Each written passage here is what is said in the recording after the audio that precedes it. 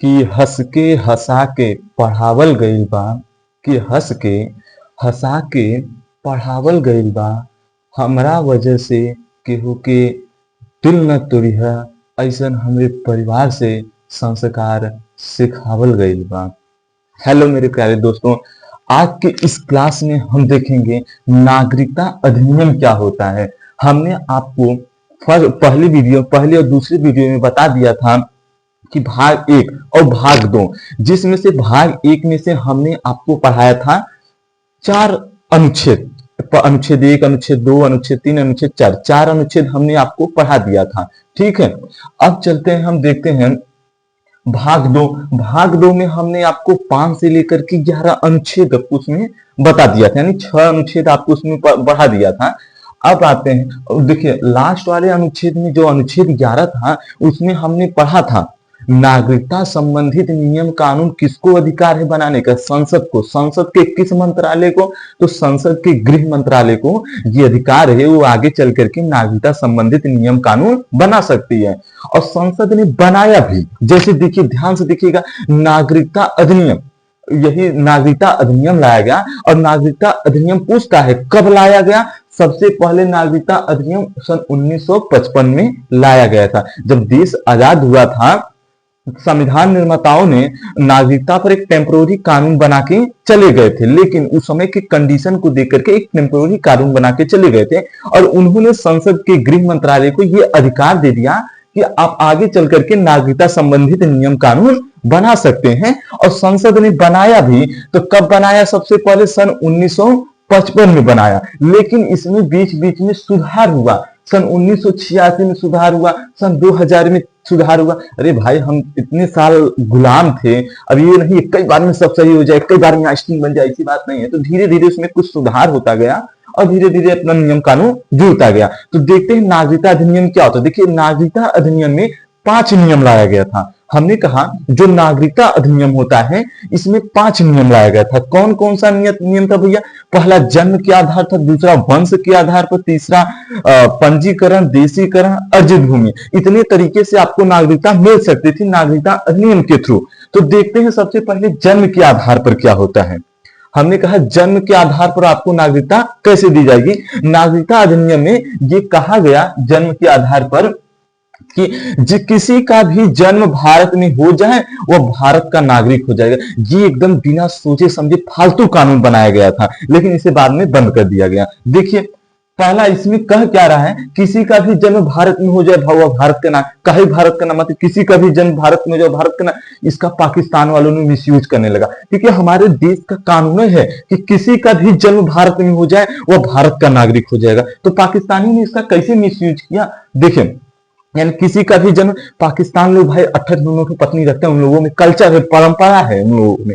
तो क्या करता था, सबको लूट कर देता था और घुमाने के बहाने लाता था, ताजमहल दिखाने लाता था, बनारस घुमाने लाता था। तो क्या करता था ना, जब भाई घुमाने लाता था उसी के दौरान उनका बच्चा हो जाता था। वो बच्चा भारत का, पाकिस्तान का नागरिक नहीं है, भारत का नागरिक हो गया और बड़ा होकर के ढाई ढाई ढाई बम चलाता था। तो भैया इसका मिसयूज होने लगा।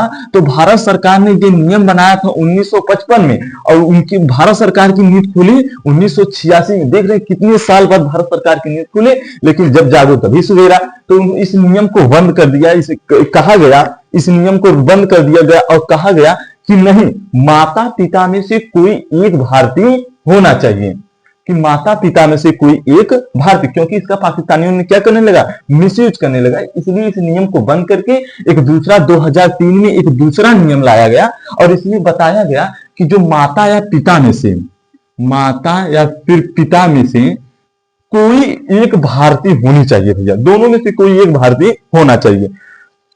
इसका भी मिसयूज पाकिस्तान करने लगा। कैसे करने लगा? देखो, कोई कश्मीर उश्मीर की महिला होती है, ठीक है, और सब पहले से प्लानिंग रहता था, और पाकिस्तान कोई आता था 6 महीने की वैलिडिटी लेकर के, हम पढ़ने जा रहे हैं, हम स्टूडेंट हैं, और वहां जाता था शादी करके, उससे जो बच्चा उत्पन्न होता था अब वो पाकिस्तान का नागरिक नहीं और भारत का नागरिक होगा, वो भी बड़ा होकर आतंकवादी बन जाता, ढाई ढाई बम चलाता था।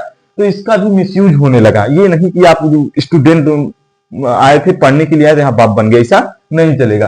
तो इसका भी पाकिस्तानियों ने मिसयूज कर दिया गया, इसे भी बंद करके एक दूसरा कानून लाया गया, एक दूसरा नियम लाया गया वंश के आधार पर।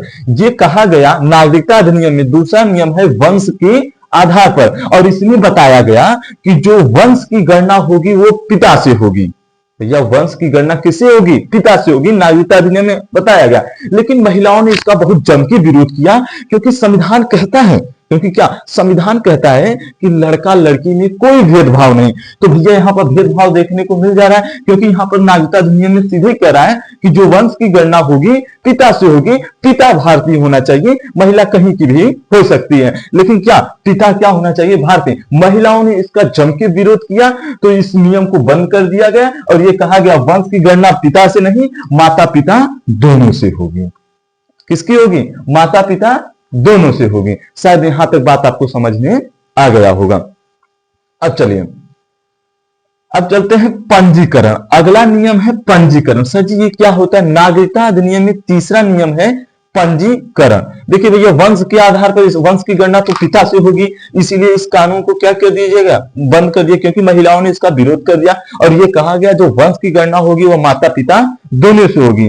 और नागरिकता अधिनियम में तीसरी विधि क्या थी? पंजीकरण। फॉर्म भर के नागरिकता, फॉर्म भर के नागरिकता ले लोगे भैया? देखो फॉर्म भर के कैसे नागरिकता लोगे? आप भारत घूमने में आए हैं, आपको भारत बहुत जच गया, वैसे भारत बहुत सुंदर है, ठीक है, इस धरती सौभाग्य है कि इस धरती पर हमने जन्म लिया है, ठीक है। पंजीकरण, पंजीकरण है फॉर्म भर के नागरिकता। कैसे फॉर्म भर के नागरिकता? काहे फॉर्म भर के नागरिकता ले? अगर तुम भारत घूमने उमने आए हो और तुमको भारत बहुत जच गया, भारत तुमको बहुत अच्छा लग रहा है, तो तुम भैया भारत में रह सकते हो, ठीक है, रह सकते हो। लेकिन 7 साल अगर रह गए हो, किसी भारतीय महिला से तुमने विवाह कर लिया है, तो इतना करने के बाद या तो आप भारत में 7 साल रह गए हो या किसी भारतीय महिला से विवाह कर लिया हो, तो क्या होता है, तो आप जाएंगे संसद के गृह मंत्रालय से एक फॉर्म मिलेगा और उस फॉर्म को आप अप्लाई कर देंगे। तो ये सरकार डिसाइड करेगी कि आपको भारत की नागरिकता दी जाएगी या नहीं दी जाएगी। जैसे कहा जाता है ना, आईएएस बनने के लिए ग्रेजुएशन की आवश्यकता होती है। ऐसा नहीं है कि आप ग्रेजुएशन कर लिया जाके सरकार से कहे सरकार हम बना दीजिए आईएएस बना दीजिए, ऐसे थोड़ी ना बनाएगा।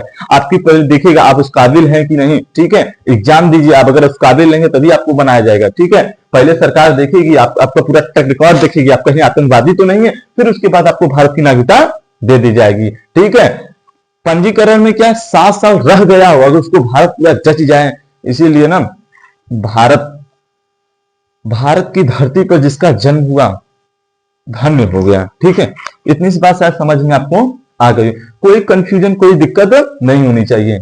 अगर वीडियो पसंद आए, वीडियो को लाइक सब्सक्राइब शेयर जरूर करिएगा, ठीक है। इसी पर एक सर क्या शायरी सुना दो, ठीक है, सुनाता हूं। देखिए इसी पर एक शेर अर्ज किया है, कैसे बताऊं तुम मेरे लिए कौन हो, कि कैसे बताऊं कि तुम मेरे लिए कौन हो। मेरी धड़कन का गीत हो, मेरी जिंदगी का संगीत हो। मेरे लिए हंसना भी तुम, मेरे लिए रोना भी तुम, मेरे लिए पाना भी तुम, मेरे लिए खोना भी तुम। कैसे बताऊं तेरे बिन कुछ भी नहीं।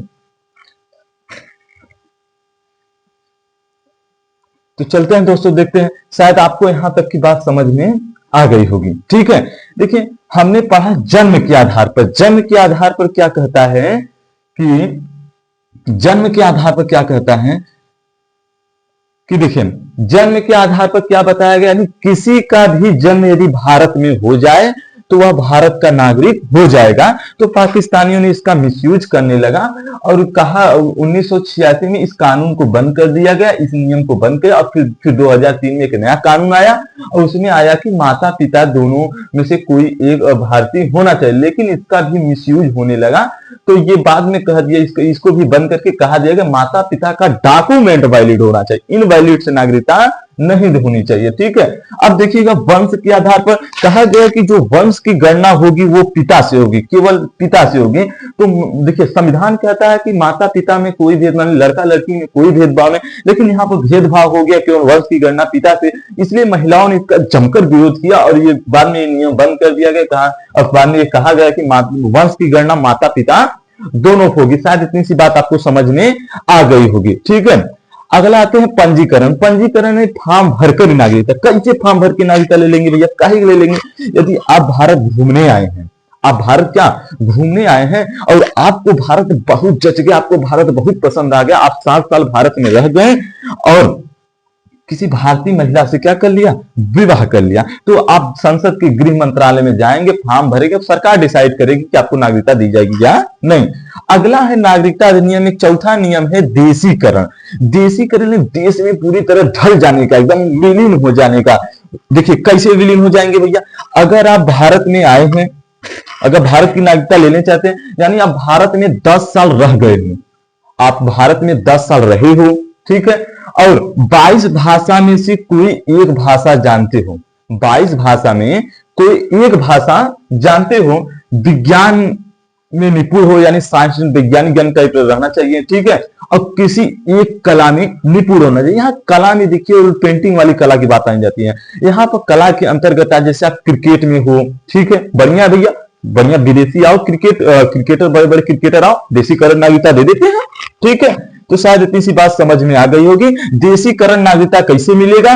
10 साल रहा हो भारत में, 22 भाषा में से कोई एक भाषा जानता हो, विज्ञान में हो, कला में निपुण हो, तो उसे भारत की नागरिकता देशीकरण द्वारा दे दी जाएगी अगर वो भारत की नागरिकता लेने का इच्छुक है तो। ठीक है, अब आते हैं अर्जित क्षेत्र। देखिए भैया अर्जित क्षेत्र क्या होता है, अगर भारत कभी विदेशी या पड़ोसी राज्य को अपने अधीन कर लेता है तो क्या भैया आप उसके अधीन कर ले, जो वहां के नागरिक होंगे क्या उनको नागरिकता नहीं देंगे? उनको भी नागरिकता दिया जाएगा। जैसे एग्जांपल में सिक्किम, देखिए सिक्किम भारत का पहले राज्य नहीं था, अब सिक्किम भारत का हो गया। कैसे हो गया भैया? देखिए सिक्किम के ऊपर था तिब्बत, तिब्बत के ऊपर था चाइना, चाइना ने तिब्बत के ऊपर हमला कर दिया, तो सिक्किम सोचा भैया वो चाइना वाला हम लपेट लेगा, तो इसीलिए ना उन्हें भारत में मिलना चाहा, वैसे भारत में नहीं मिला। पहले भारत का सह राज्य मिला, उनको भारत बहुत पसंद आया, तब उसके बाद उन्होंने लास्ट में खुद आके किया कि हमको भारत में विलीन कर लीजिए, तो सिक्किम को 22वां राज्य घोषित कर दिया गया। ठीक है, 33वां संविधान संशोधन के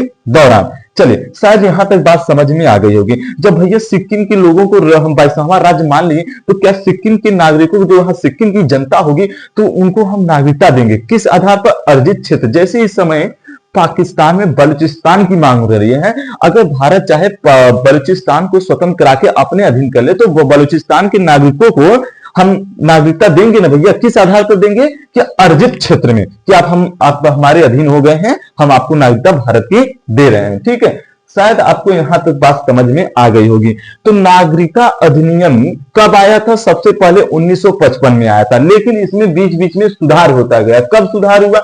1986 में हुआ, फिर 2003 में हुआ और सुधार हुआ। ठीक है, और एक है एनआरसी वाला, वो बड़ा लंबा चौड़ा, हम आपको उसको अलग वीडियो में पढ़ा देंगे। ठीक है, शायद इसमें समझ में आ गया। नागरिकता अधिनियम में 5 विधि थी, जन्म के आधार पर, ठीक है, वंश के आधार पर, पंजीकरण, देशीकरण, अर्जित भूमि। नागरिकता अधिनियम में 5 नियम था, एकदम घोर के पी डालिएगा। ठीक है, लेकिन नागरिकता अधिनियम में 5 विधि था कि आपको नागरिकता देने की, और 3 विधि ऐसी है कि आपसे आपकी नागरिकता छीन के लतिया देने की। जरा देखिएगा, आपकी नागरिकता वंचित कर दी जाएगी, आपको नागरिकता से वंचित कर दी जाएगी, बर्खास्त कर दिया जाएगा, बर्खास्त कर दिया जाएगा, त्याग दिया जाएगा नागरिकता। देखिए कैसे, देखिए नागरिकता अधिनियम में 5 नियम था आपको नागरिकता देने की, प्यार से नागरिकता देने की, और नागरिकता अधिनियम में 3 नियम इसमें ऐसा था कि आपसे आपकी नागरिकता छीन लगे। कैसे? आपसे हमने कहा था, शुरू में कहा था, आपसे आपकी नागरिकता कोई नहीं छीन सकता जब तक आप अन्यथा काम न करें। कैसा काम न करे? जो काम संसद करने को मना करे वही आप काम करें तो आपकी नागरिकता आपसे छीन ली जाएगी।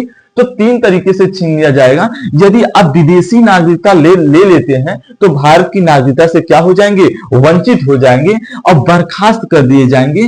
कैसे बर्खास्त कर दिए जाएंगे, जैसे इंडिया पाकिस्तान से मैच हो रहा है तो आप जाके पाकिस्तान के फ्लेवर में चिल्ला रहे हैं पाकिस्तान जिंदाबाद, मार तुम्हें फोड़ देगा, तो आपकी नागरिकता वहीं पर रद्द कर दी जाए, बर्खास्त कर दी जाएगी। ठीक है, अब त्याग कैसे कर दी जाएगी, जैसे मान लीजिए अमेरिका के राष्ट्रपति डोनाल्ड ट्रंप भारत में आए हैं